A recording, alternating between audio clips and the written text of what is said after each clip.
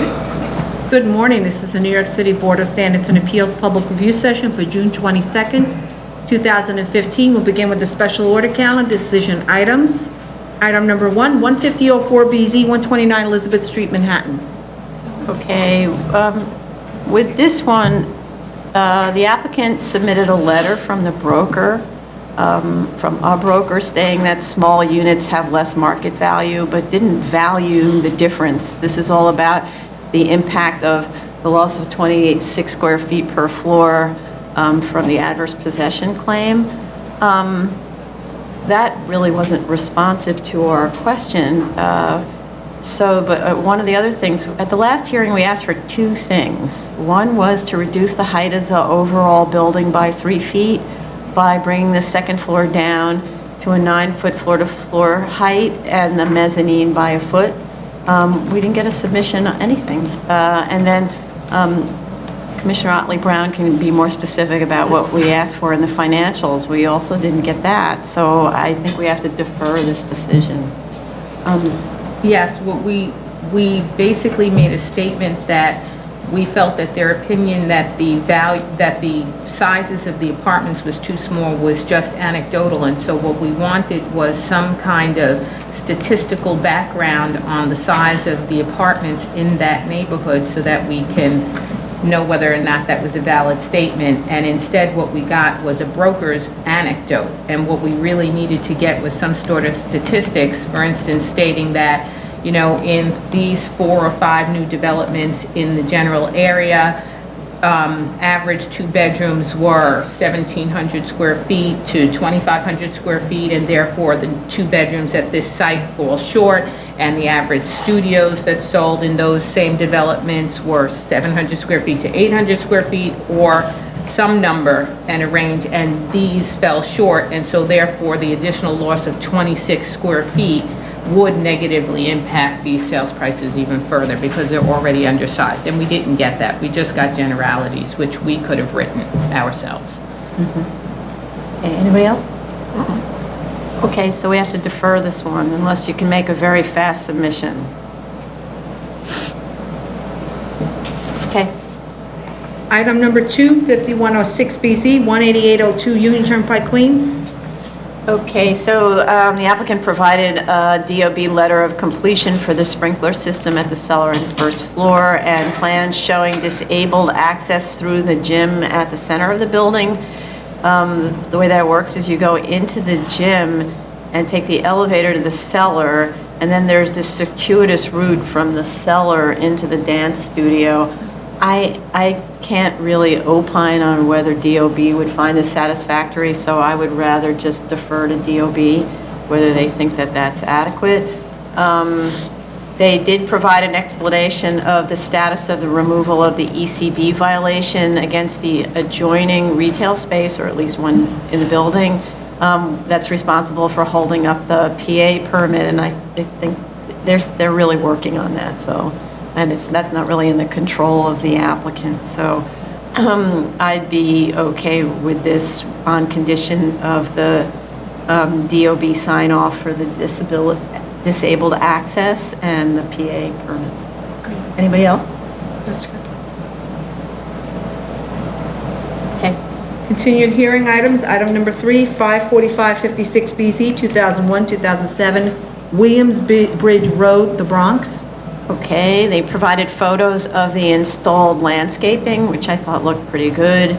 I believe we also wanted planting at the corner of the site. That's what my notes show that, which is not shown.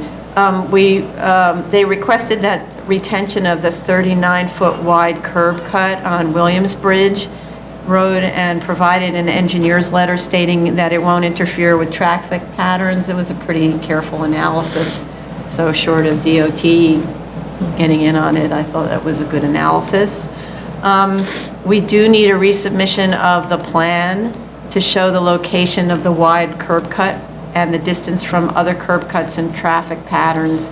I didn't see that in the file, but in the engineer's report, it looks like the architect provided the engineer with a modified plan, but the quality was really poor, so we couldn't really use it, and it's not an official submission of the plan, so we actually need that. For me, otherwise, I'm fine with it. Anybody else? Okay, I'm fine. Item number 4, 13193BZ, 3743, 3761 Nostrand Avenue, Brooklyn.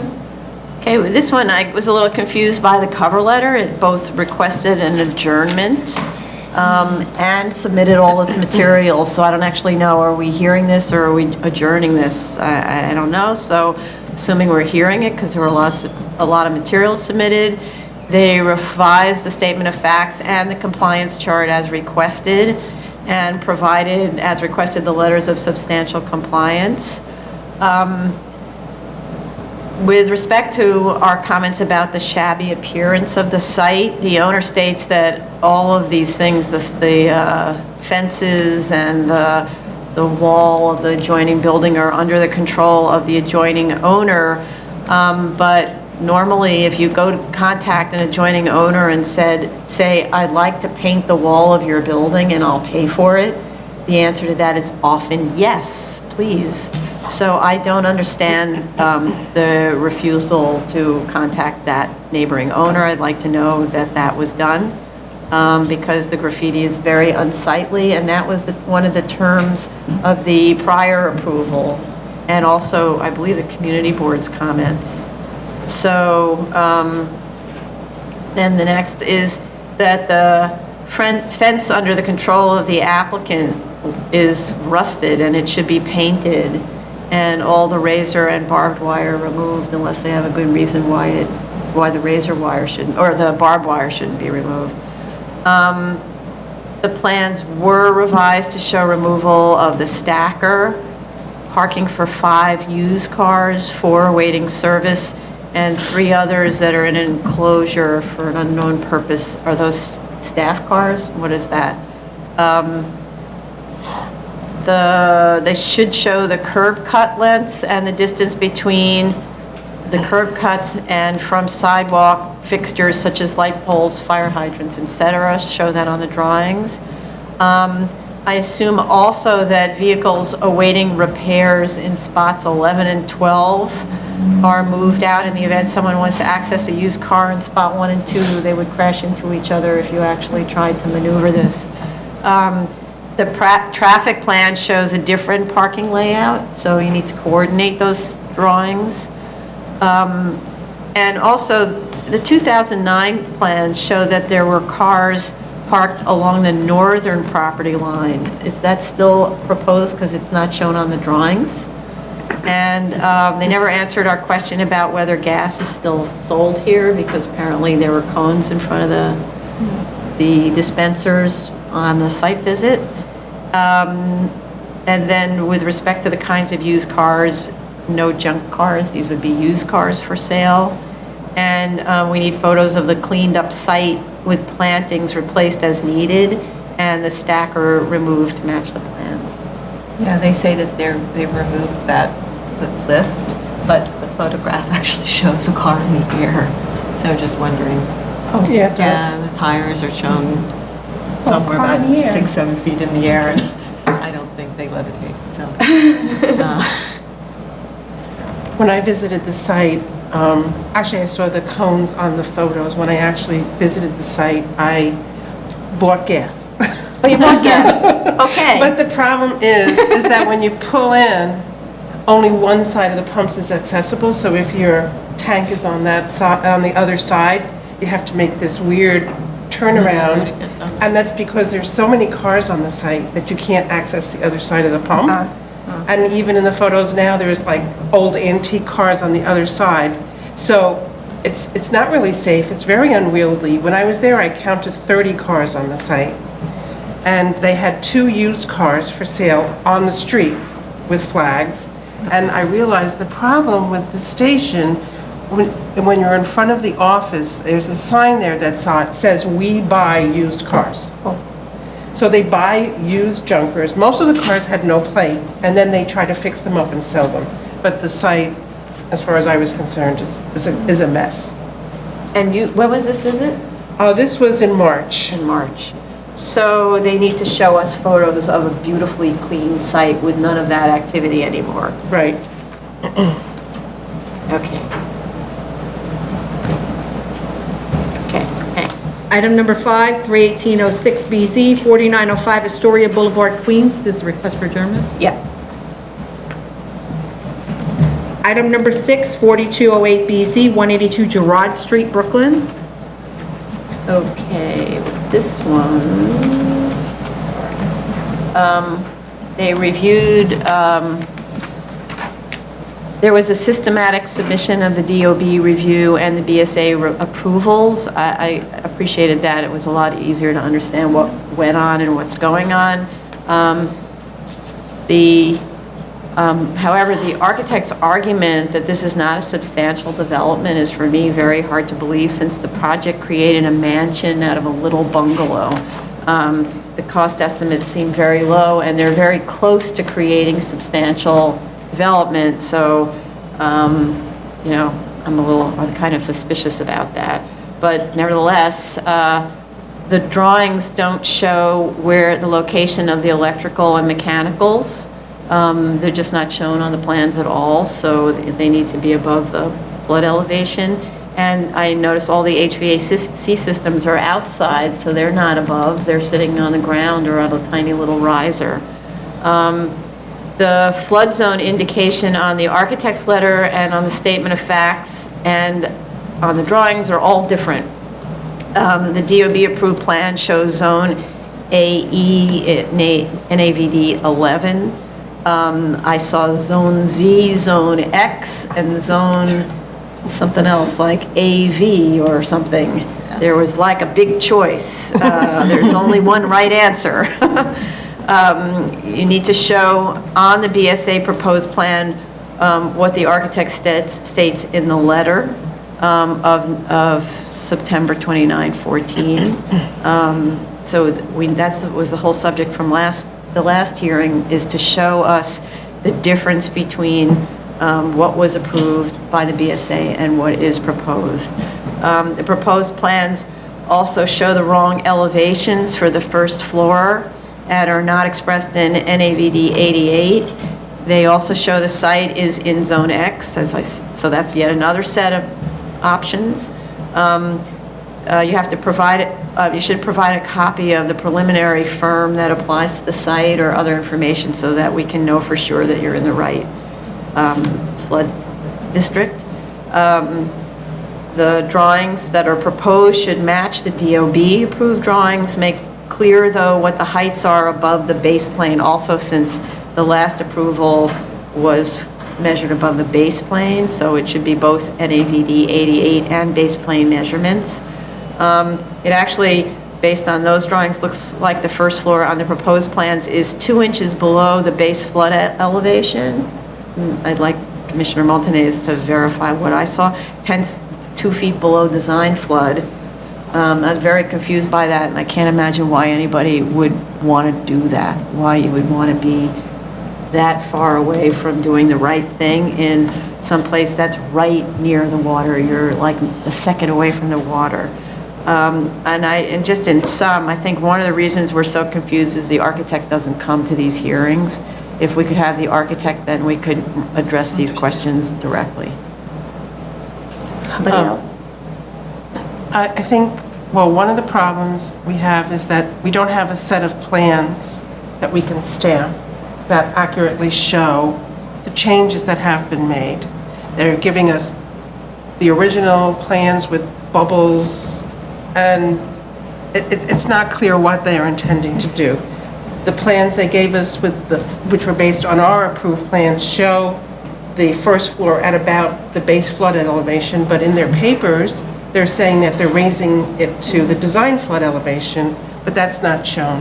And then also, the original plans we had showed all kinds of additional cellar excavation, and they're not allowed to excavate additional cellar, so we don't have a clear set of plans that show where the cellar is below grade or where the cellar is at grade, because if, you know, the DOB is going to allow them to say that it's not a substantial improvement, they would be allowed to keep the existing cellar, but only whatever is already there. So they have to give us some plans that accurately show what they intend to do and we still don't have that, and as far as I'm concerned, it's not clear to what elevation they're raising the first floor and where the cellar is. Okay. So please bring the architect so we can get this done, because we keep going back and forth with this for really no good reason. Anybody else? Okay. New cases, item number 7, 17404BZ, 124 West 24th Street, Manhattan. Okay, this is an application really about a zoning lot merger and to convey unused development rights to a neighboring property.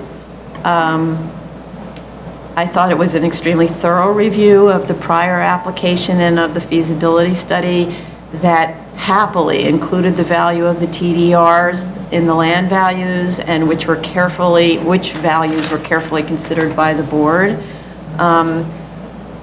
There is a statement made, though, in the, I think it's in the statement of facts and the feasibility analysis, essentially, about the economic downturn at the time of the approval. But I want to note that in 2004 to 5, when the application was decided, that was not the recession, which began in 2008.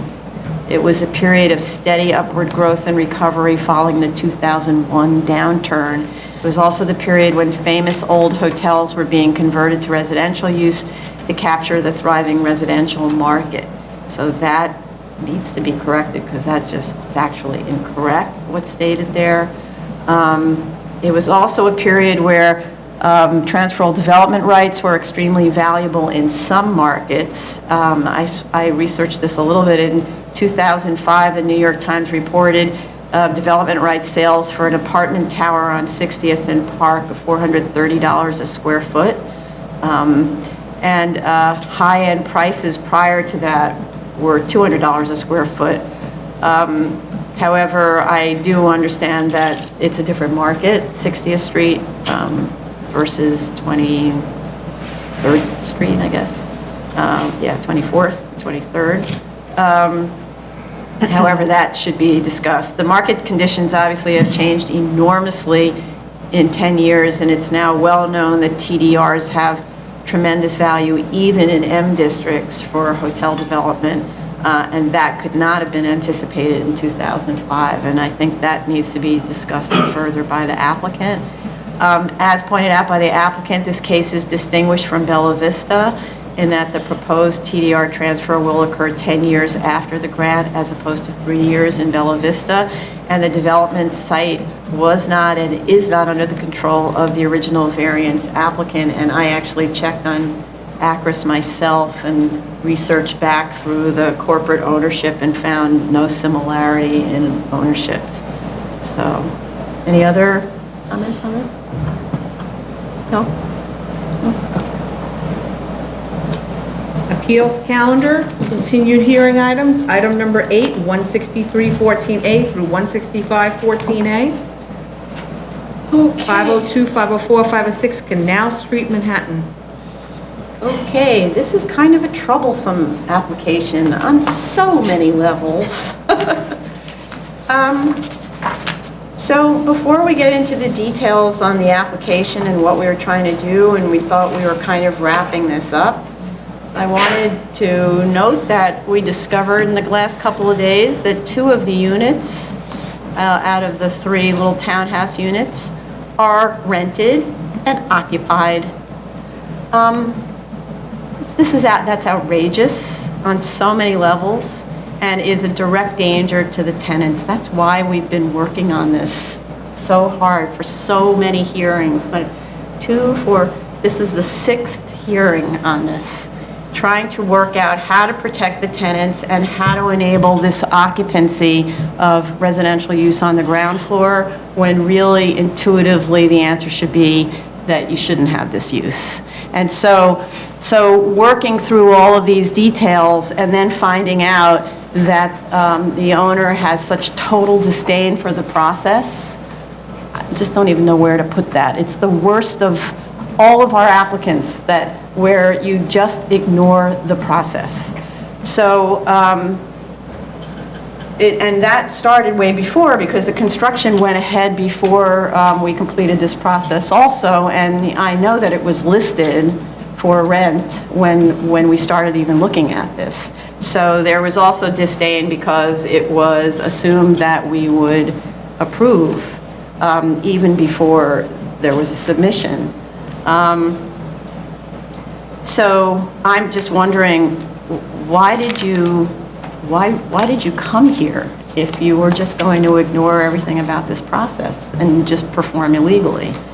So I just have to say that unfortunate news, even though we were almost ready to close on this, will now delay the process, I don't know for how long, because now I want to see all of the work that we've talked about having done as conditional to an approval. I want it done now. There are tenants occupying these spaces in the beginning of the flood season, hurricane season, and easily could be affected by this. And there's no floodgates in place. There's no flood shields in place.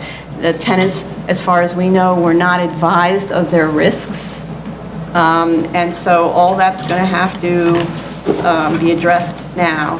I also note that this job was done without an alteration type 1 permit to change the allowable use of the first floor, and that the alt 2 permit has since expired, right? Expired in May. So we have a lot to talk about. We're going to need notification to the tenants of their risks of occupancy and proof of their acknowledgement and their right to cancel their leases if they find out, once they find out that they're located 2 feet below the floodplain. We're still working on the terms of the restrictive declaration with the owner, and there's a bunch of little details which I won't get into because I'm too angry to get into the little stuff. But let's just say tomorrow's going to be an interesting hearing, and there aren't any explanations. So, anybody else want to comment?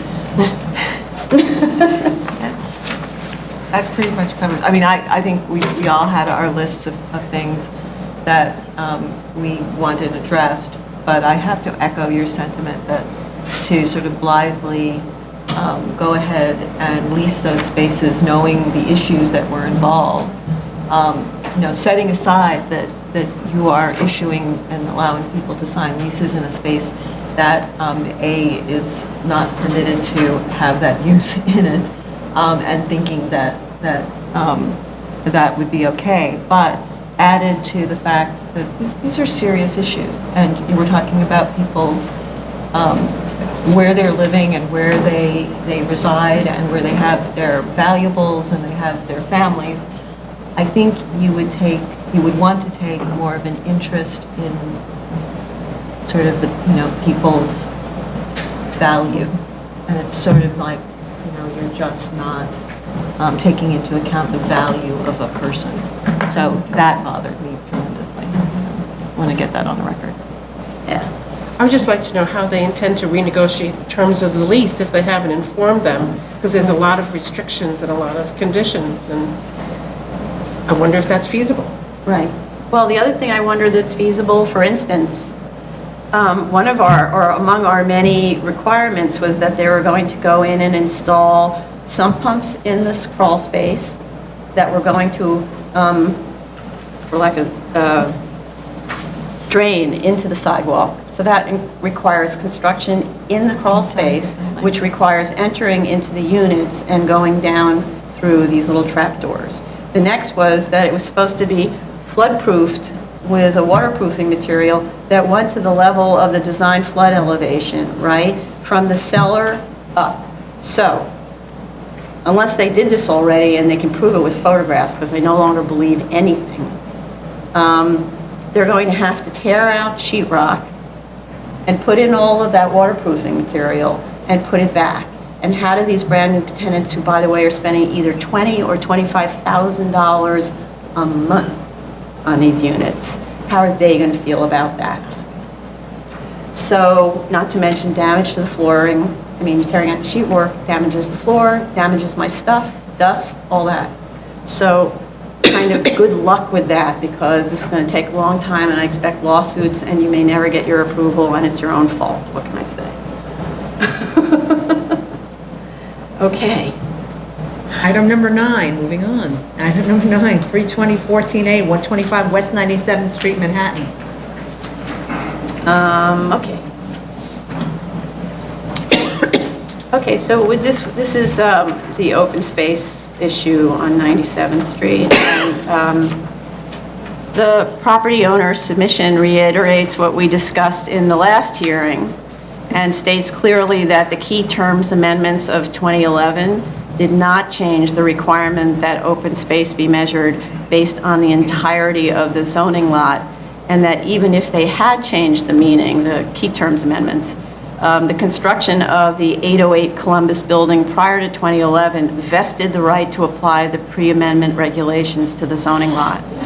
Further, the board in 2008 upheld the DOB's reasonable interpretation of the open space regulations that on a large zoning lot with multiple buildings in separate ownership, access to required open space can be limited to the residents of one of the buildings, so long as each of the other building's residents have access to the required amount of open space allocated to each building as if it were on a separate zoning lot.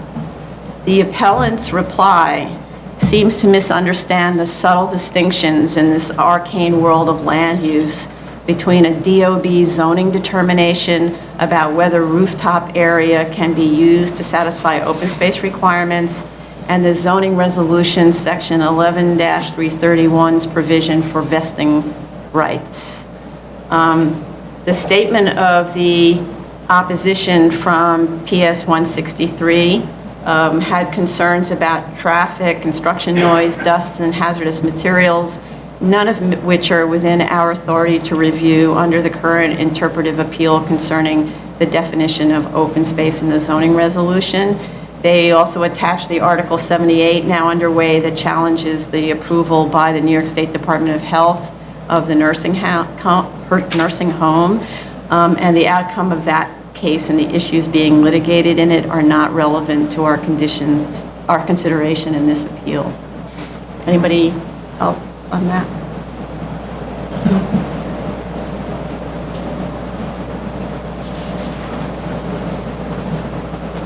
Okay. Move on. Zoning calendar, decision items, item number 10, 343 12BZ, 570 East 21st Street, Brooklyn.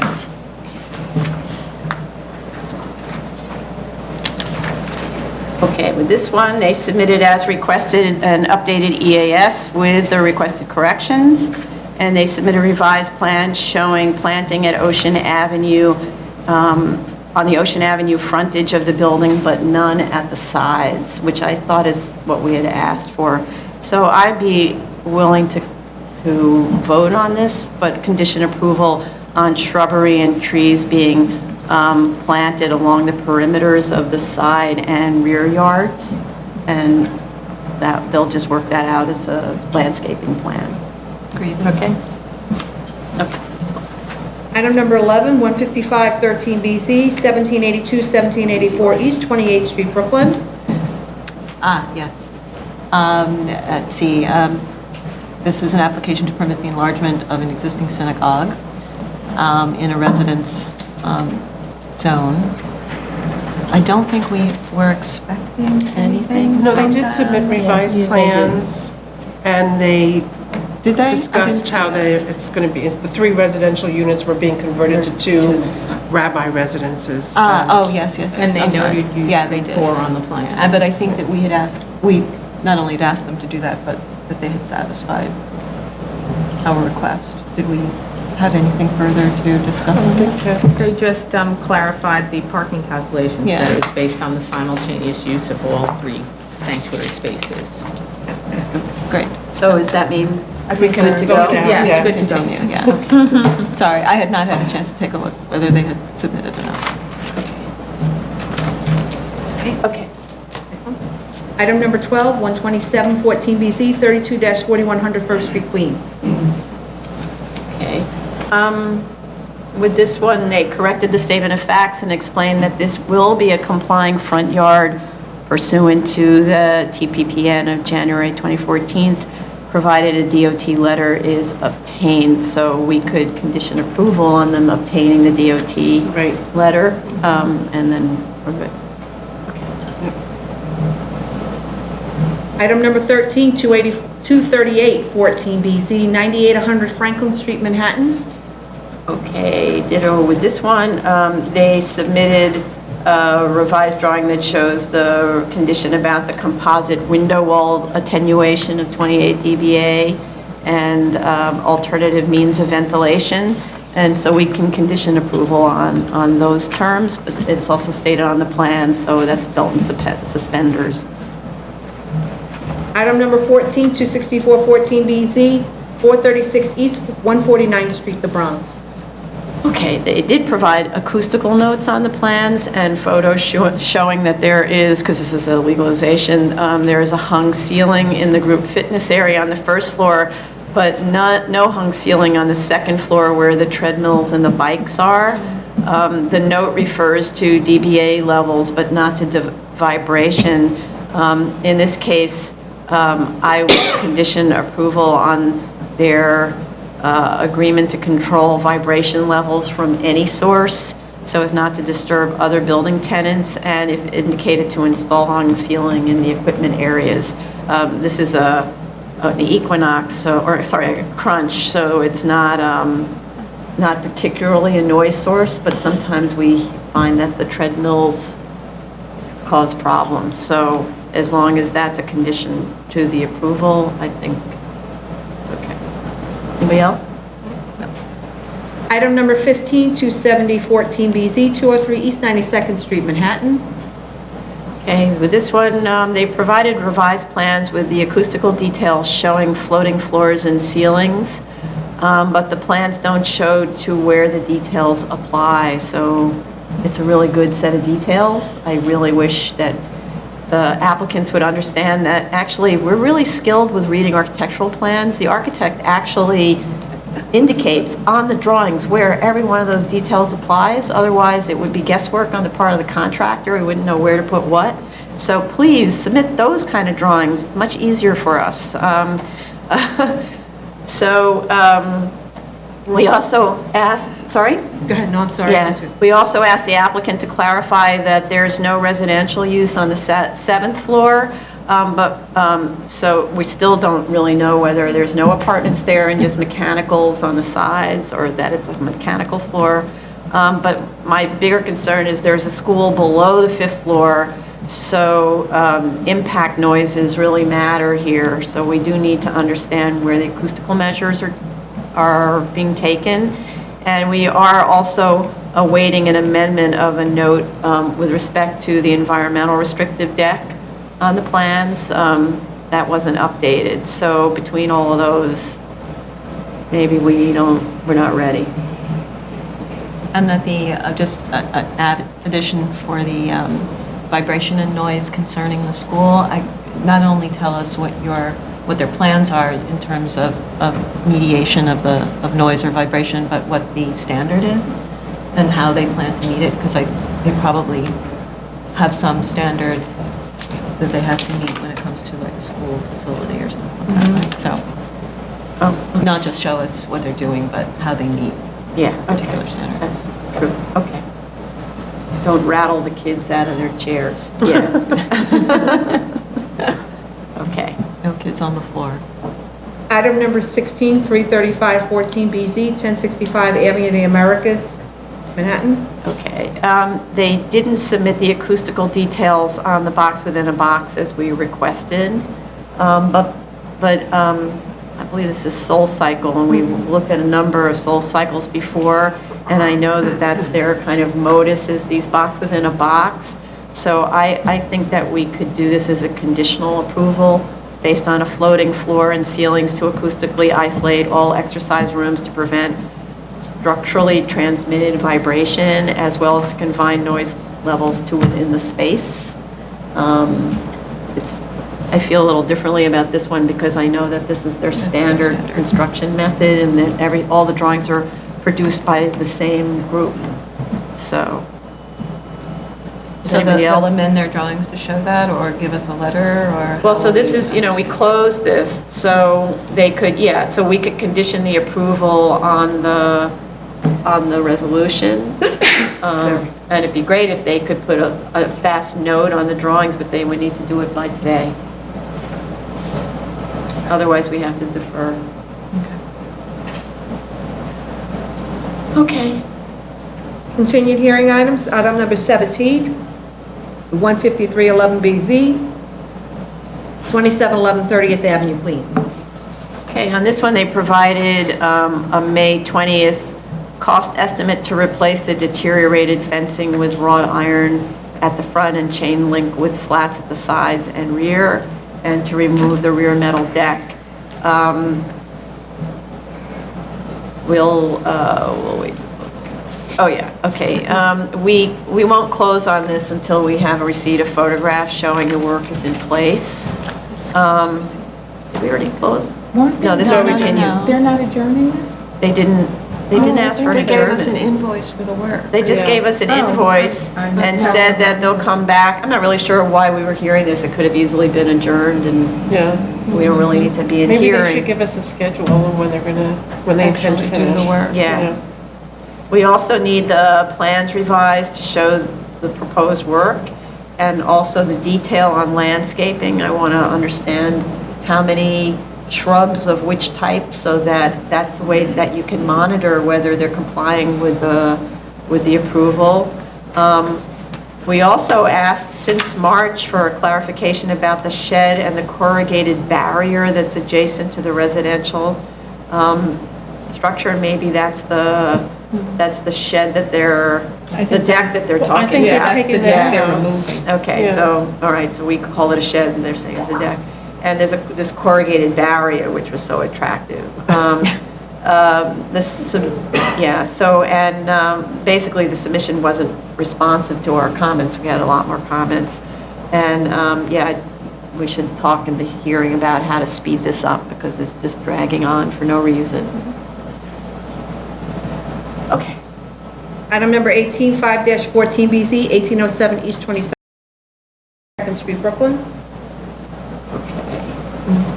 So this is a completely different project, basically, from what was originally submitted. Now it's a 7,500 square foot house on 2 lots that are a total of 8,000 square feet, with a cellar and subcellar that has a basketball court in it, and they're requesting a 20-foot rear yard. The existing house impedes into the 15-foot front yard setback, but the new portion has to pull back to comply, since we don't have the authority to waive front yard. The plans, I note, are not dimensioned to show that that front yard condition complies. As far as I can tell, looking at this rather luxuriously laid out house, there is absolutely no programmatic reason to reduce the rear yard to 20 feet. As far as I can tell, it's stuff like closets and sort of just general spaceness that's taking up the depth. But in addition, no rear yard studies were provided, which is surprising to me, given that this is a new submission and the applicant knows that we need rear yard studies. Ditto for the streetscape photo montage, so that we can't tell really whether this house fits into the neighborhood context. I did see that 2 houses down, there's another house that looks like it's about the same size, but because they're drawn in elevation, you really can't tell. It collapses the rear to the front. I mean, elevations have their place, but not in understanding neighborhood character. And then this, again, I'm sort of surprised that this is still in the applicant's kind of materials. The wording in the statement of facts says, the floor area ratio is permitted pursuant to ZR 73-622. No, it's not permitted pursuant to that. There's a special permit pursuant to ZR 73-622, which may permit an increase in floor area or a decrease in rear yard and so on. That needs to be corrected. The statement of facts concerning the floor area ratio of the existing building is also incorrect. it says it's something like 5.58, but in fact, it's 0.28 with respect to an 8,000 square foot zoning lot. And that there's also a statement that says that the requested open space of 64% is a reduction from the existing open space of 70%. I also don't think that's correct with a 2,200 square foot house on an 8,000 square foot lot. Just do the math. And then no neighborhood character study is provided, even though the statement of fact refers to one. Was there a home on the lot that they purchased? Yeah. Because it Oh, on the doesn't- house they, on the new lot purchased. that they Oh, I don't added, know. because it doesn't seem like they're making any reference to it. I didn't see it even in the existing plans. But they unless don't I'm give us looking a at the wrong- survey of the entire, now the new lot, which I think they have to if they're going to justify Right. or tell, if they're telling us that there are certain side yards that are available, we need to kind of see that in a survey to make sure that everything sort of jives. So I agree. I don't really exactly know what was on the lot next door, and No I idea. think they're going to have Right. to give us a new survey. They only give us a survey from the old version, because this is really like a new. This is a Right, new it's application. and they New should account for application. everything that's there and detail what's being taken away and what's being enlarged. Right. Did you have anything else? Also, can they just show us the permitted envelope inside of an axonometric of some Right, because they kind? have dormers, and the dormers are Exactly. not permitted unless they fit in the envelope. So, Right. and then, let's see, I wasn't sure how much of the attic floor area is being counted, if they could show us, and how they arrived at the amount of floor area to count in the cellar. Selling at 407. Yeah, how did they arrive at that number? I didn't see an explanation for that. And did they go back to the community board, I think, because this is like a new proposal. Yeah. And the other thing was, I looked at the original set of plans, and the home 2 doors down, that looks the same size, was much smaller in the streetscape. So I guess the photo montage would be helpful.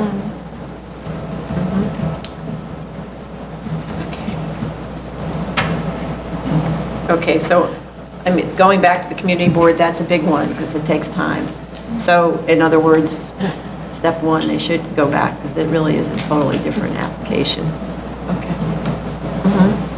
Item number 19, 18214 BC, 1977 Homecrest Avenue, Brooklyn. They requested adjournment on it. Item number 20, 20414 BZ, 55 White Avenue, adjournment request. Right? Item number 21, 23714 BZ, 16201 Jamaica Avenue, Queens. This one, they made no submission, so I guess we're adjourned. Item number 22, 25814 BZ, 112 Atlantic Avenue, Brooklyn. All right. So, okay, for this variance, with respect to the A finding, they never responded to our question that the applicant locate BSA decisions that rely entirely on environmental cleanup for the A finding. The 3 that were cited previously are in apposite. We went over them at the last hearing, so they didn't add anything. As far as I can tell, the argument seems to be that the consistent retail frontage along the block is also a unique condition. Can you support that position with prior cases? I'm not seeing much impact.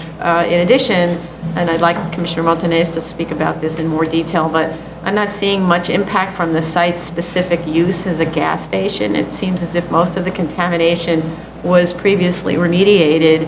And if I understand this correctly, most of the contamination we're finding now is related to historic fill. So what's unique about that? I could see that there's still residual gas contamination, so that's probably left over from the gas station.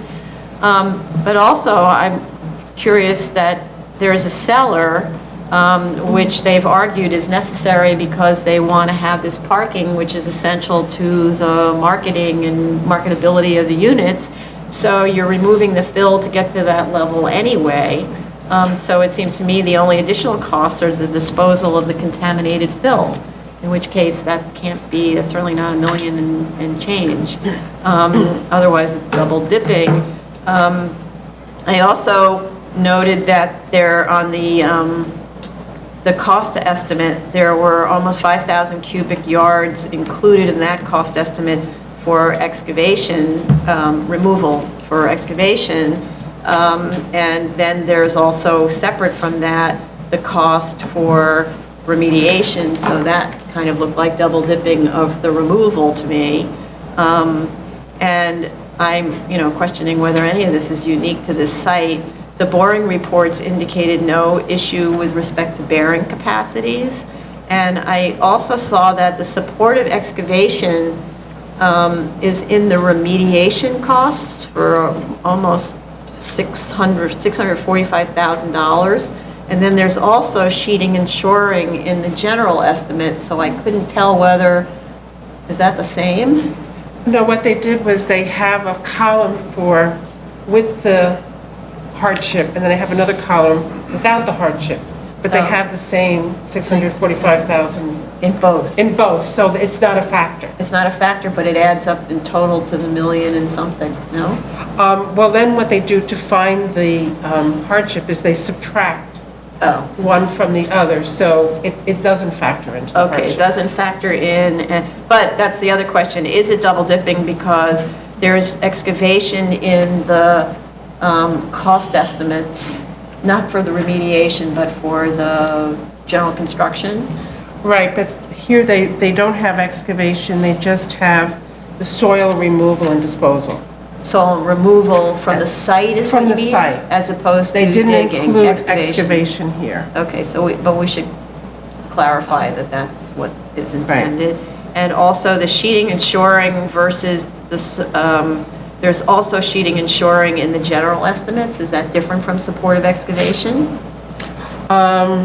It should, that might be double counting, but it Yeah. doesn't factor into, it factors into the cost. Yeah, it factors into the cost where But not another the either hardship. 645,000 or 265,000, Right. depending on who's doing the estimates and what's included, makes the project more costly, therefore you need more units or more Right. parking spaces or whatever or retail is actually what the issue is.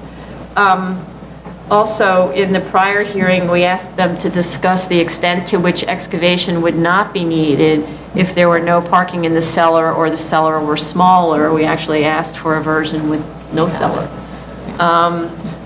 What is the extent of the required removal for cleanup? That's something AKRF could address. According to the excavation plan, most of the required excavation is for support of sidewalks and adjoining property. It seemed like there was only kind of this little center portion that had to do with, specifically with remediation. With respect to the revised, there's two as-of-right scenario now, with respect to as-of-right 1, that has 10 units, 2 5-bedroom units, an auto park with turntable and high floor-to-floor, and many units with balconies or access to the garden and the roof terrace. The as-of-right number 2 has 12 units with 1 to 3 bedrooms and a ramp to access the park and ambulatory care at the first and second and third floor residentials and 3 floors of residential with 10-foot floor-to-floor. I'm wondering why the as-of-right 2, where we did ask them to look at a community facility ambulatory care on the ground floor as a tenant, they changed all of the variables. So not only does it have ambulatory care at the ground floor, it also has the ramp. So then that's a different cost and a different layout and all that stuff. And then a totally different arrangement of apartments, some of which are extremely small, and for instance, there's this really oversized 1-bedroom, and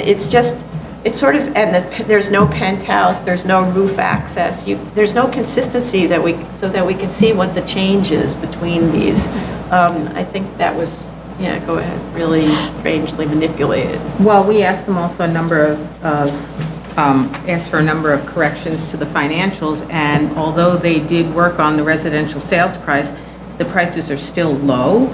Number one, they talk about how it was important to keep the garage and how it made sense economically in terms of bumping up the sales prices of the apartments, and yet they don't even start at those sales prices and insert those sales prices into the analysis other than to give us a little anecdote about it, because it's saying that those sales prices should then be an average of $1,500 a square foot, and when you go to see what they use as residential sales prices, it's a lot smaller. It ranges from $1,100 a square foot to $1,260 for the smaller apartments, and then $1,400 to $1,600 for the larger apartments. So they're not even paying attention to their own information. And on top of that, if you look at the comparables that they use for those residential sales prices, only one of them has a sizable amount of outdoor space. So I don't think they're adequately accounting for all of the outdoor space that's actually for sale at this location in terms of the two second floor roof gardens that are private, as well as the penthouse roof gardens that are private as well. So not to mention the balconies. So I think that the sales prices are quite a bit higher, and so we really have no idea whether we're approaching a minimum variance at this point. Right. And the statement of facts also goes on about needing lower floor-to-floor heights in order to somehow or other accommodate the as-of-right 2 version. Therefore, that makes the units smaller. I don't understand that at all. This is an R6. There isn't a height limit. And if you look at the elevations of the street, it shows that there is a slightly taller building would fit within the neighborhood character when we talk about whether LPC would approve it. I mean, there's a building that's actually sort of a full cornice height taller, and so to inch up by 2.5 feet basically, because the proposed building only has 10'6" floor-to-floor heights. It's not like they're, magnificently tall, and actually the as-of-right 1 has really great floor-to-floor heights. It's like 12 feet, so that should be taken into account. Also, this kind of cathedral ceilings are much more valuable than one that's only 10'6". So I also would like them to provide zoning calculations on the drawings and a chart of all of the apartment types, a stacking plan basically, with the amenities that include the floor areas for each unit. There is a stacking plan in the financials, but it actually also belongs in on the drawings so we can follow along. We understand what's happening. I guess I won't. Oh yeah, with respect to the financials, in addition to everything else, this ongoing theme about these adjustments that absolutely have no basis in anything. I mean, the site is 7,800 square feet with buildable residential of 23,000 square feet. The comps are all smaller. One is 1,200 square feet, another is 2,000 square feet, all with much less buildable floor area from 3,600 to 14,000 square feet. But the adjustments are 5% on the 2 smallest and none on the others. On the other hand, there's a 20% adjustment for a location, but I don't see significant differences in the location on the map, most of which are in Cobble Hill near the project. So, the 20% adjustment is completely changing the numbers, and it's not supported. I really need to understand how these discounts are made, how you decide 5% versus 10% versus 20%, how you decide that some get it, some don't get it, even though they seem to all deserve it. I mean, it's just, I know it's not science, but it's got to be based on some kind of rationale. Well, I was thinking that the 20% adjustment was because this is on a major street for residential versus being on the side blocks of Cobble Hill, which is quite a bit nicer. Okay, but 20%? Is it 20% I mean, they nicer? certainly would have to make the argument to us, but I have a feeling that that's what they were getting at when they adjusted it. They didn't explain that. Yes, But at the they same should time, definitely. then you also need 20% then, if you're going to talk about it, for the fact that it's a 1,000 square foot lot versus a 8,000 square foot lot. Makes no sense. So, and then with respect to the ambulatory care rentals, this is actually a subject I personally know things about. I note that, first of all, NYU Langone is not far from the site at Remsen Street, and that large spaces are much more valuable for medical facilities than smaller ones. and there's an increasing demand for urgent care centers. So one of the statements was that it's very large medical space and will be so hard to rent because it's large. On the contrary, that's actually what's desirable because small practices are not favored anymore.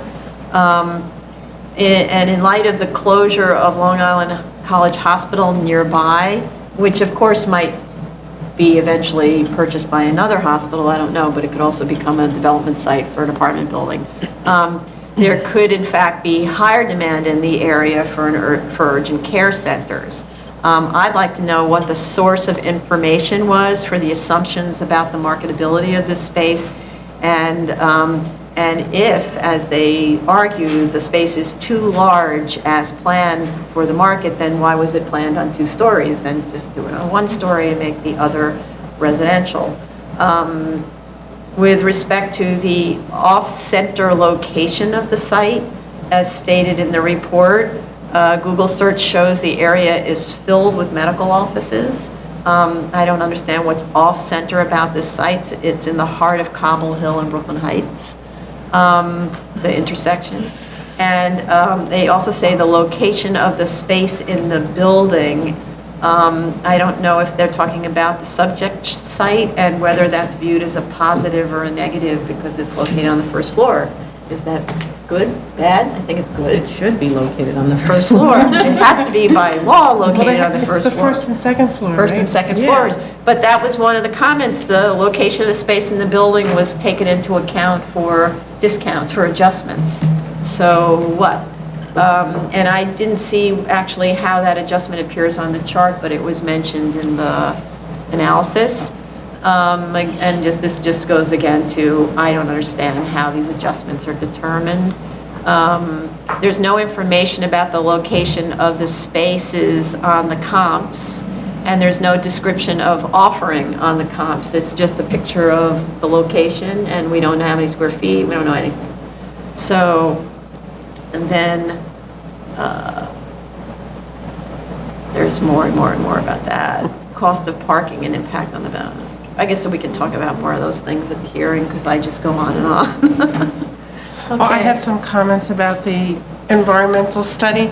I guess they did, AKRF this time around did boring sort of around the perimeter of the site and not in the area where they had done previous borings. And they did locate some contamination, which they're claiming is historic, based on historic conditions prior to the current environmental laws. And I wanted to just clarify that, they did clean up in 2005, they removed all the old tanks, and that was after the enactment of the current environmental laws. So any of that work, even if it led to some contamination, is not part of a hardship, because that's not the type of environmental cleanup we accept. So that, in other words, That they means- did a bad job. Yeah, Or if they something. if they used fill that was contaminated, that should not be part of this hardship, because someone should be liable for that. They were fully aware of the current laws, and we usually accept things that are prior to enactment of the current environmental laws. So I just wanted to make sure, because on their cost analysis, they do show some disposal costs, even with a site without the hardship. So I guess they're taking some of the disposal costs out. I just want to know how they've decided that, what they've kept in and what they're taking out. And then they have a calculation on the back of their sheet where they take the volume that they have to excavate and then they convert it to tons by a factor of 1.5, and it appears to me that they've multiplied it twice, overestimating the tons that have to be disposed of. So.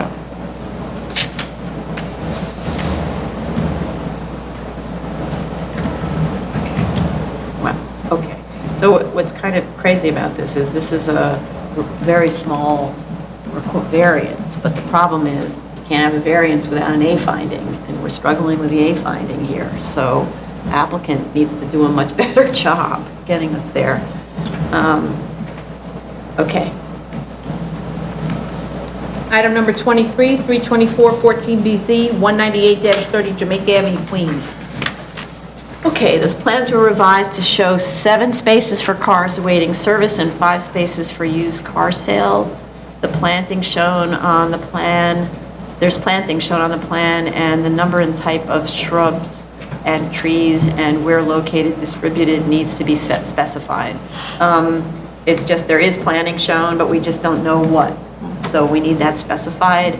I've seen on some of the other applications, there's just a little chart and it'll say, 7 arbor vitae or something like that. And so we know what the types are so that when they die, they can be replaced.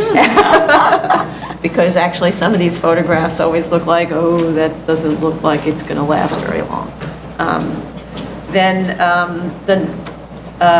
The plans also need to clearly signify where the property is, where there's a brick wall and where there's fencing, using a really clear graphic symbol and a heavier line weight, and to indicate the height and type of fencing.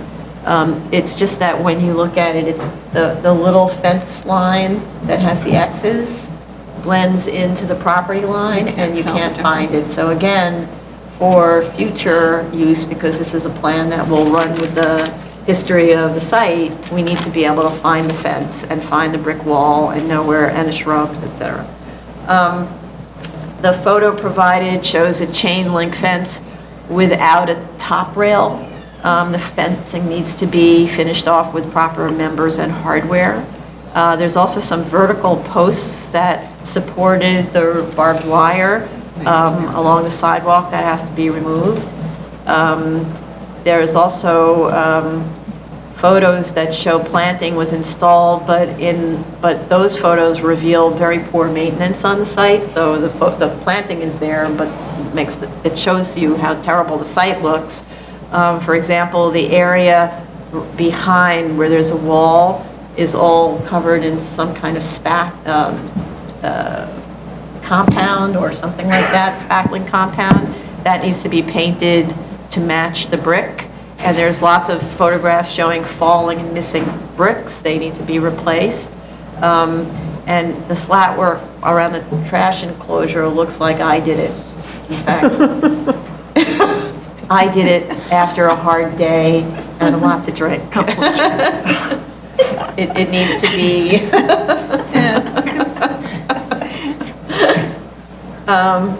It's pretty weak. It's not. The submission, sorry, what? That's a visual.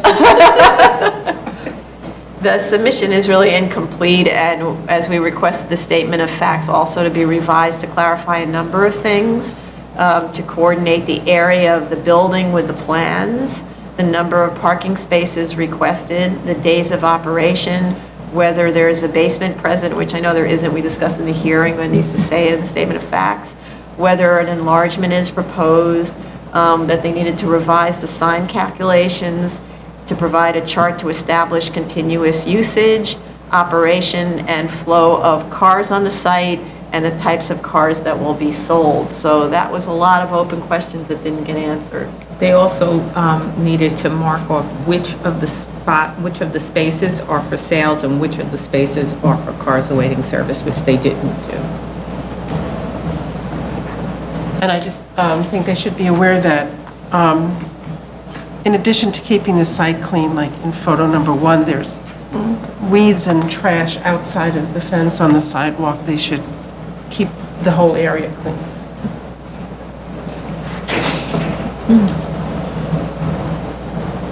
Okay.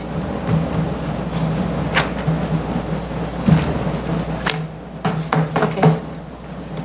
New cases, oh, sorry, May I go on? That's okay. New cases, item number 1, 101 14BZ, 1975 51st Street, Brooklyn. Okay. So this is a variance to extend the height of an existing school. Just for some background information, which I figured it out, but it needs to discuss it in the statement of facts. How does the existing school has an FAR of 3.15 in a 2 FAR zone and a height of 44'6" in a 35-foot maximum air zone.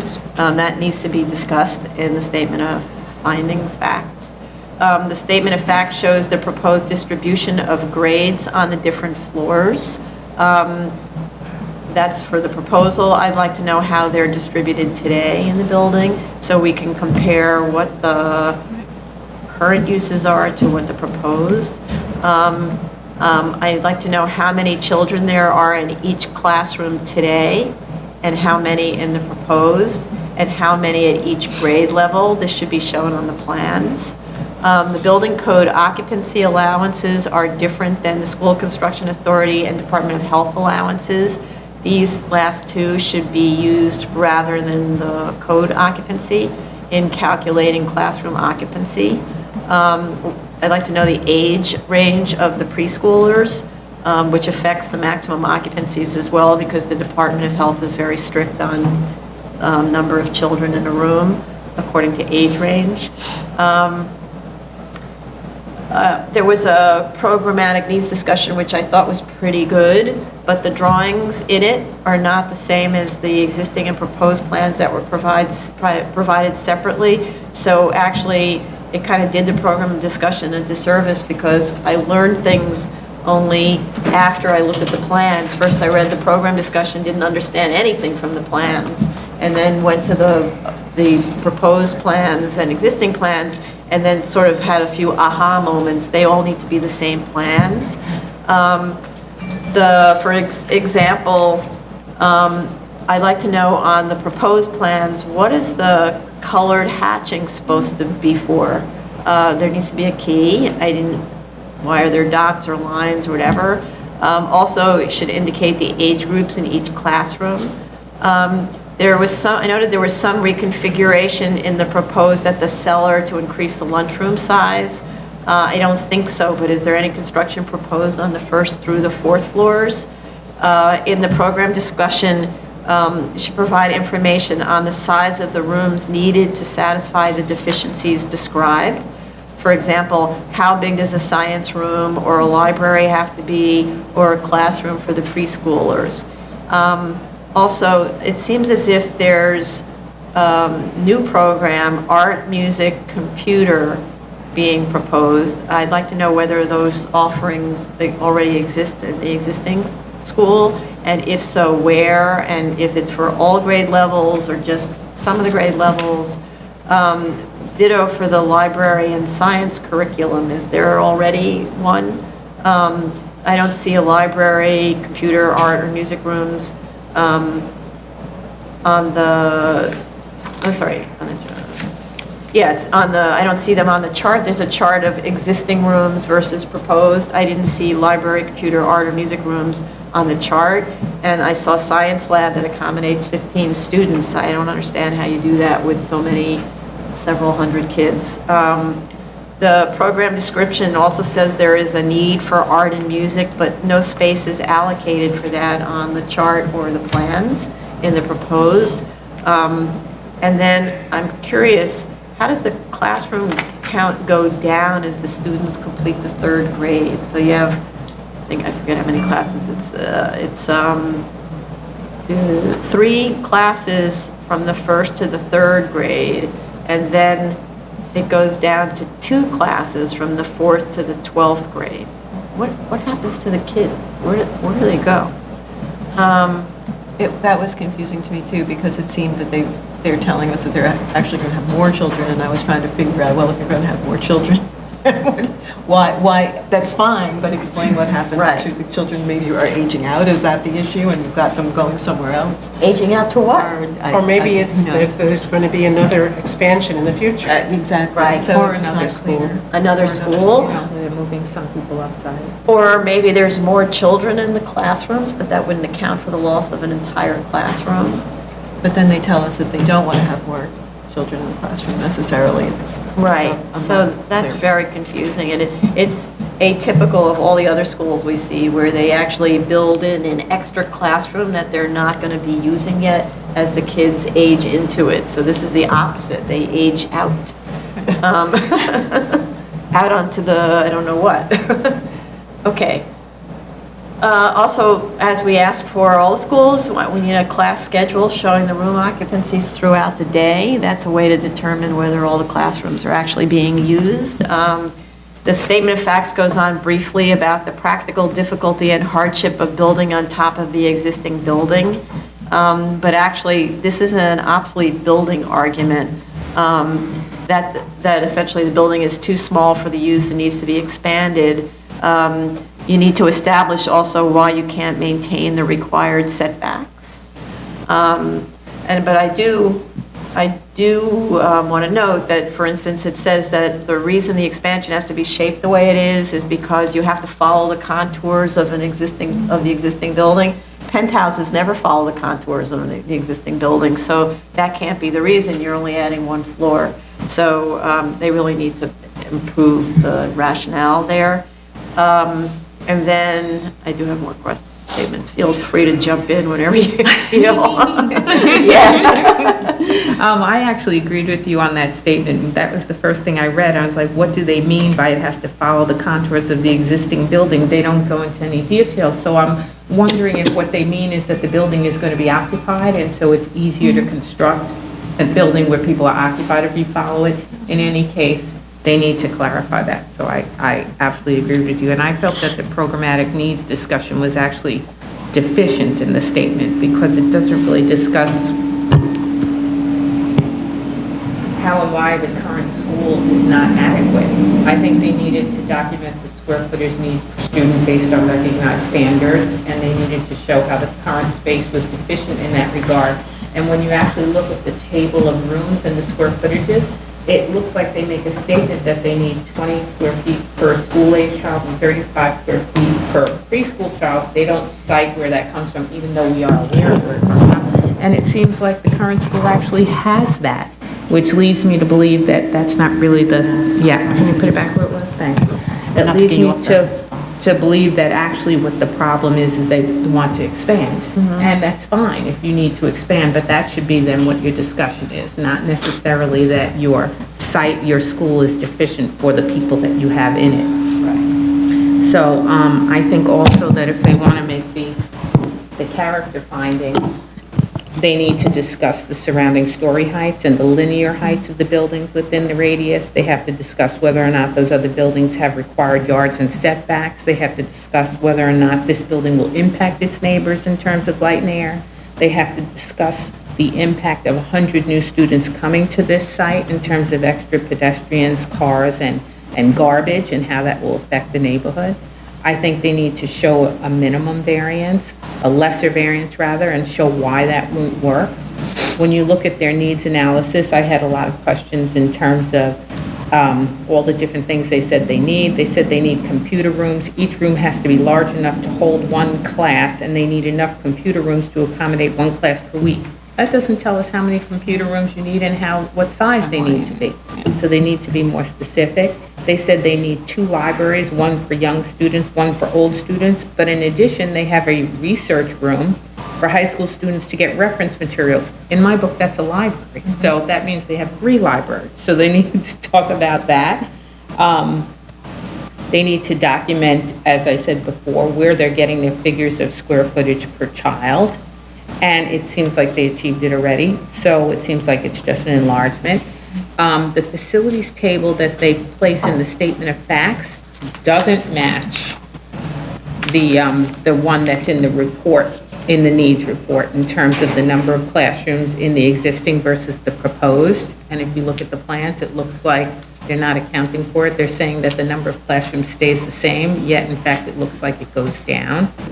Their office space is 166 feet per person, and I'm wondering why they need so much space per person. What's it based on? What are those spaces going to be used for? And they talk about building miscellaneous space, and I'm wondering, and it's 13,000 square feet, do they mean core space? And I can understand that you have a situation where you have very large cores in your existing building, but why do you have to keep that same ratio of space in that new floor that you're adding? You could certainly lay it out more efficiently because you're doing it from scratch. So they need to discuss that. They talk about the rooftop play area, but they don't show us how intensively it's going to be used, whether or not it's going to be lit, whether or not it's going to be screened, and they don't really talk about who's going to use it. So, you want to jump? I have many of the same concerns. I wish that they would tell us a little bit more about the differences between their current plan and the new plan and why they're significant, because in a lot of ways, they're not necessarily that significant, at least when you look at the plan.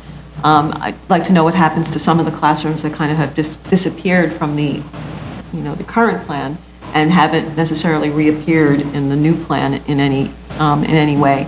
Identify exactly what's happening in the cellar with the new lunchroom / sort of auditorium space for assemblies. How do you fit 225 students in there? Will it be seating? Will it be fixed seating?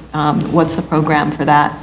They have a shaft in the middle of the center of the plan, and I'm wondering what that is. It disappears, I think, when they're talking about their new addition, but can that shaft space be utilized in their current configuration in some way? Can it be floor through? What exactly is that? Because could be another classroom. It's pretty big. Yeah, it was not clear exactly what that was for. Identify the occupancy and number of children in each classroom.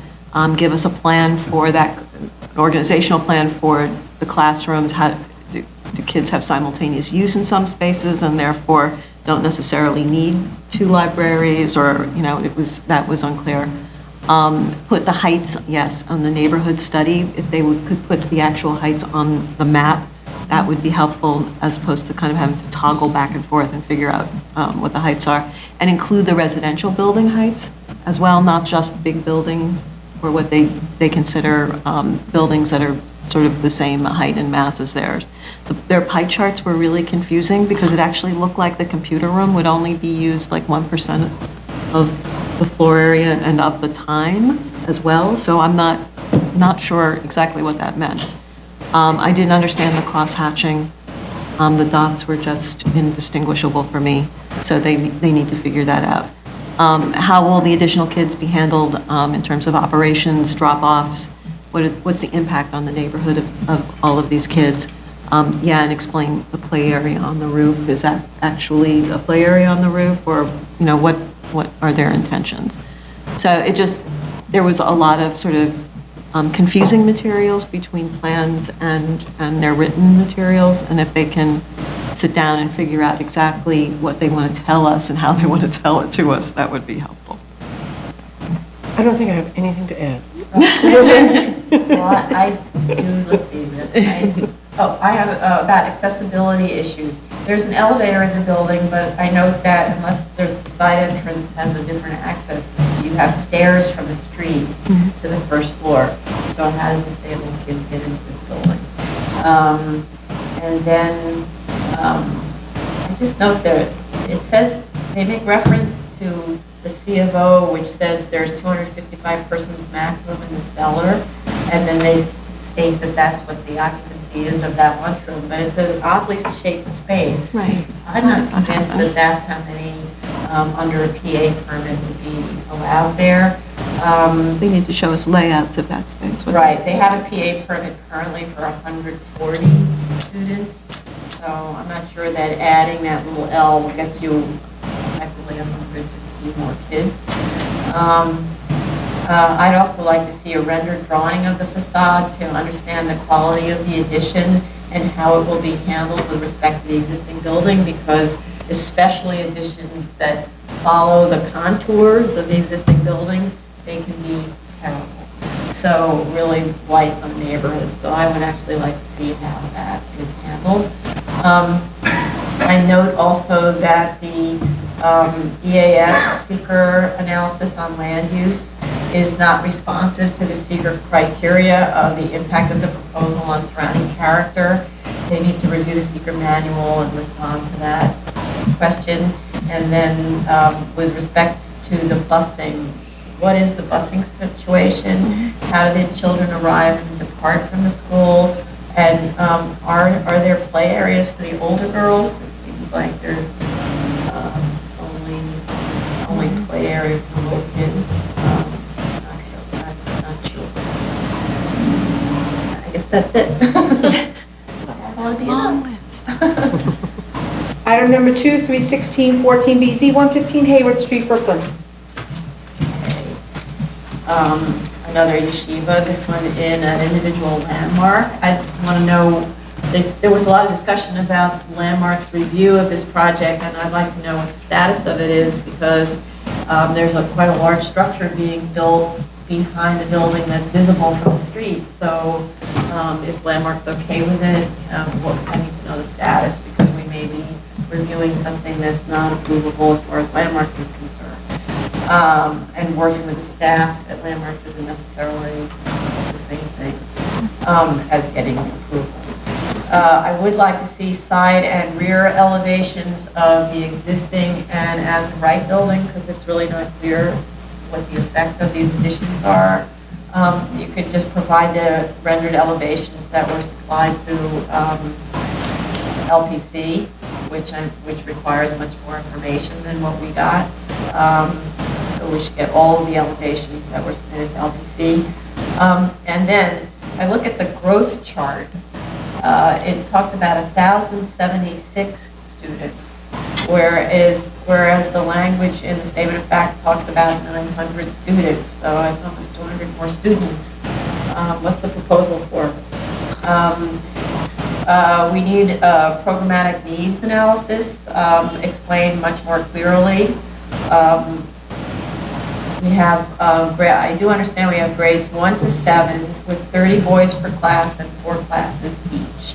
But what is the area of the classroom sizes according to School Construction Authority and the building code standards? And what are the other needs? And how are those sizes determined? What's the size of those other kinds of needs? Are there special classrooms? All of that. Should provide a schedule showing room utilization like we always do. And I note that when the school is fully occupied as projected in 5 years, there's going to be 12 buses arriving and departing each day. That's a lot. Plus, there's an adjacent school, which I assume also has buses. So we need a traffic analysis, which was not, the EAS made zero mention of the impact of busing and other types of drop-offs for the kids. I think they need to show what the impact is of filling in the rear yard with building, in terms of talking about what the average store height. What? You might move it towards you. Oh, okay. She's speaking. Sorry. Talking about what the average story height is in the rear of the other buildings on the block, whether or not rear yards are filled in on this block, or whether there is a lot of outdoor space in the center of the block. They need to show the distance of this building in the rear from all of the adjacent neighbors. And it'd be nice if they had photos also from the rear yard looking out at the adjacent neighbors, so you can get an idea of where they are. They should address whether or not there are going to be windows that are facing the adjacent neighbors, and if so, then what kind of sound attenuation there's going to be to buffer that noise of 1,000 boys. Oh my God. They should address 14-foot floor-to-floor height in the rear, and whether or not it needs to be, are they trying to match up to the existing floors in the building, or what, or could it be smaller? And they need to talk about the impact of doubling the population of students in terms of noise, traffic, garbage, and so on. And also the rooftop play area, they should talk about the hours and whether or not there's lighting, whether or not there's screening. And also they should address whether or not a smaller enlargement would be, inappropriate here, or, whether it actually needs to be this size.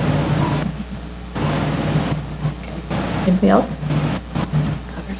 Well, I thought the adjacent property information was helpful, because I thought, they did an analysis of what the projection would be at the rear for the first floor, and then for the second floor, and it showed, for me, that at the second floor level, they're really rather far from the adjacent properties. So I thought that was helpful. I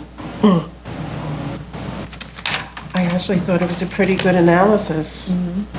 And I thought there was a good correlation between the number of students and the number of classrooms required, so. Well, it's pretty clear in the sense that it's this many kids per classroom and this Right. many classes, but if there's other stuff, right? And what are the standards, right? Right. Because it's true, we know, we've learned what the standards are, but they need to They need provide to it. articulate that. Right. Yeah. Okay. Item number 3, 9-15BZ, 55 Amsterdam Avenue, Manhattan. Okay. So, guess what this gym is? No, no, no, It has this nice name, Bod Fitness. no, But really, it's a CrossFit. no. So, it's a small CrossFit. Doesn't mean it's not a noisy CrossFit. So, and it's separated by 4 floors to the nearest residential occupancy. However, we've learned that even 6 floors sometimes isn't enough. So, we need to find out what to do to be certain that this won't become a nuisance. Therefore, we need details of the proposed sound attenuation measures, and we need the owner to come in to discuss the training program. And I'm just going to say right here, it will be stipulated in all the resolutions and everything that there's to be no weight dropping at this site of any kind. And that maybe there's signs, we should talk about that, hung throughout the gym that says no weight dropping, members will be evicted if, right? So just understand that that's not a culture that is compatible with New York City and residential buildings. Yay, another CrossFit. Anybody else That's it. want to comment? Just that they have signage details on the plans that show 93 square feet of signage, and then the signage analysis says 0. Yeah. So I think, just to clarify, if it's because they're decals and they're not counted, or what the situation is. Good. That's it. Okay. This concludes the executive session for June 22nd, 2015. You.